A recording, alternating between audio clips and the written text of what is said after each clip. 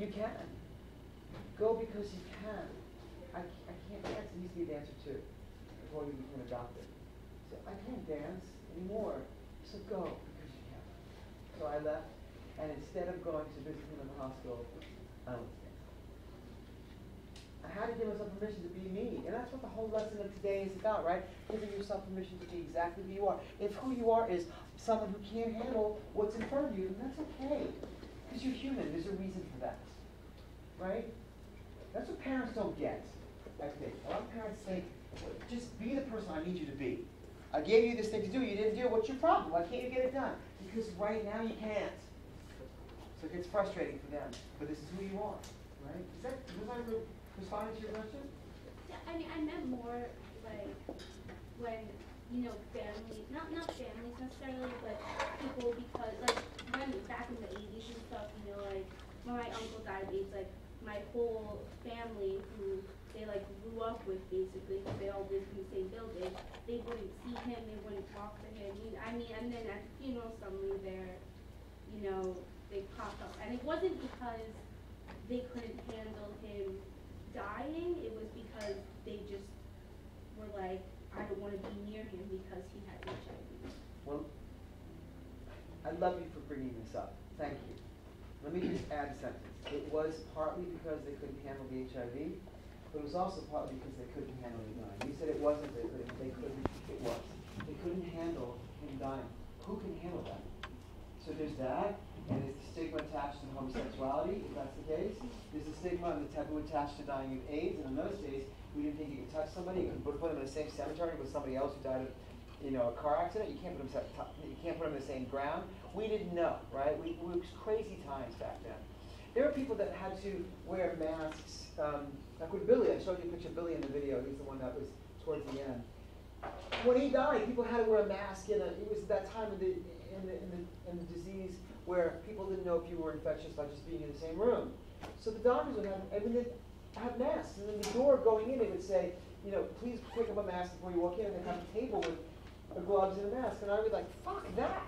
And I'd walk right in and he'd go in, kiss on the lips, and say, anybody want to do that again? I'll do that again. I don't really care. I'm not afraid. Because I knew that you get it from sex. You don't get it from kissing somebody. We knew that, but the nurses didn't. So then there was Jennifer, who you saw in the video. She was the Jewish girl from Scarsdale High School. Jennifer, her father was still alive. He was a, what's that called, an orthodontist that works on braces? Yeah. Had a really big practice in Scarsdale. So his wife, her mother, said, whatever you do, this is on the way to the funeral. On the way to Jennifer's funeral, I was driving in the car with the mother and father. That's how close I was to Jen. I was in the car with her parents and her sister.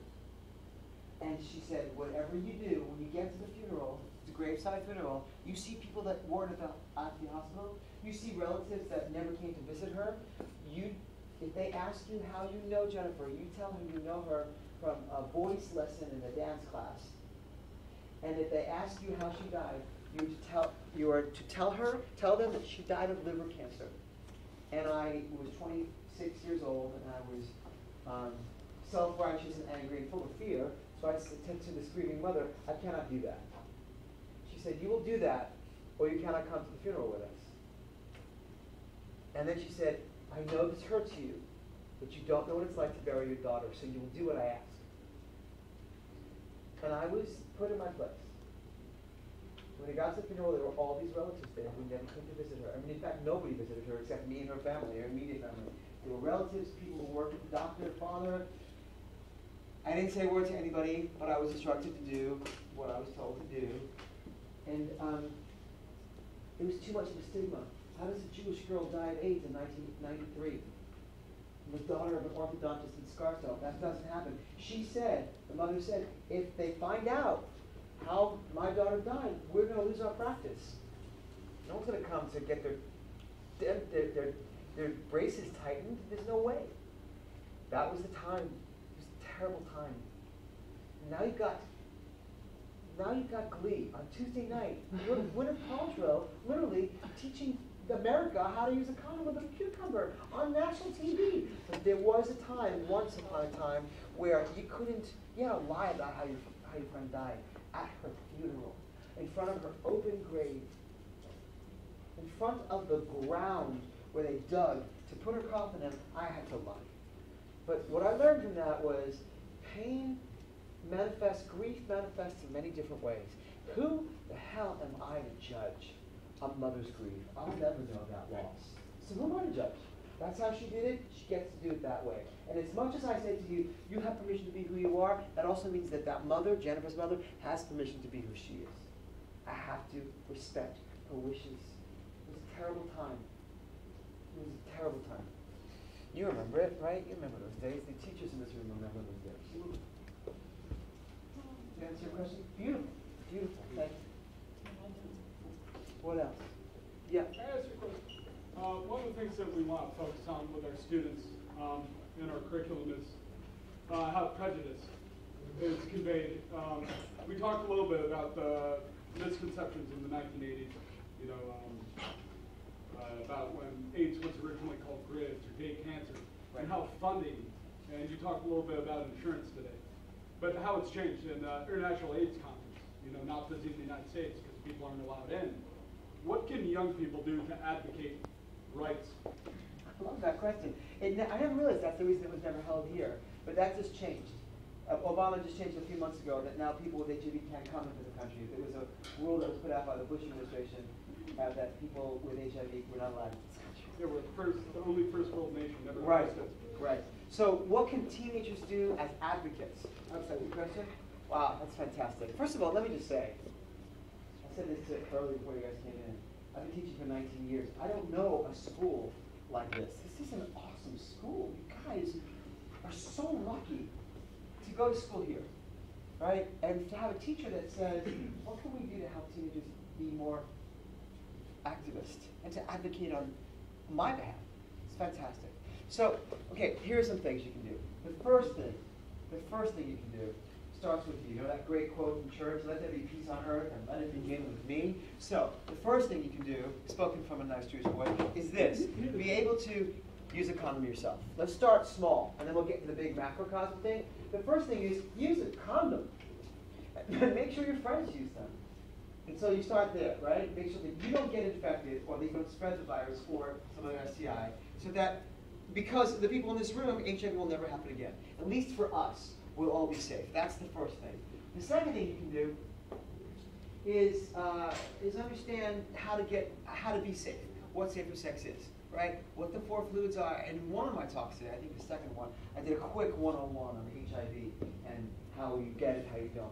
But start learning or finding out if it's not being taught in school. Make sure that every single student before they finish 9th grade, I'm not talking about high school seniors, I'm talking about 9th grade, because 9th graders are having oral sex, and 9th graders are having unprotected penile vaginal intercourse. So at the end of 9th grade year, 10th grade year, 11th grade year, and 12th grade year, every single year of your school, that you get taught how to be safe, what the 4 fluids are that transfer HIV, what the mucous membranes are that need to be protected from HIV, how to use a condom correctly, not just April of your 9th grade year, but March of your 10th grade year, and January of your 11th grade year, because you're going to forget it. And if you're in 9th grade saying I'm not having sex, and you're in 12th grade, and then you didn't get the lesson because it wasn't important to you in 9th grade. So it's got to be taught every single year, right? You have Spanish every day, you got science every day, you got trig every day. Why don't you have health or at least HIV education once a year, every year? So that's the next thing, breaking the circle larger, right? So that one's the school. Outside of that, then you start getting involved in terms of being an activist. Like there's things that are happening in New York City, like the AIDS Walk, right? Yes. I want to tell you, we've been doing that as a school, and I get the juniors to go every year, but last year the Gay Men's Health Alliance had us start the AIDS Walk. Our school was the school in the pink shirts in the front. We had 180 students. We proudly were the ones who broke the ribbon and were the school in the front. And they asked us to do it because they contacted me and said, listen, your school goes up against these huge schools in your area and you have the largest population of students. And so I just wanted to point that out and brag about our kids a little, that was us last year. If you go and look at the pictures, those are our kids. Wow. Well, those are the pictures they're using this year. Yes. This year's In the poster is GMHC last year's. pink shirts. Yeah. Yeah, those are our kids. You might see some of us on there. Awesome. So that's Yeah. another one. That's fantastic. Yeah. The next thing is I'm going to give you something to do that you may not know about, that might be really exciting.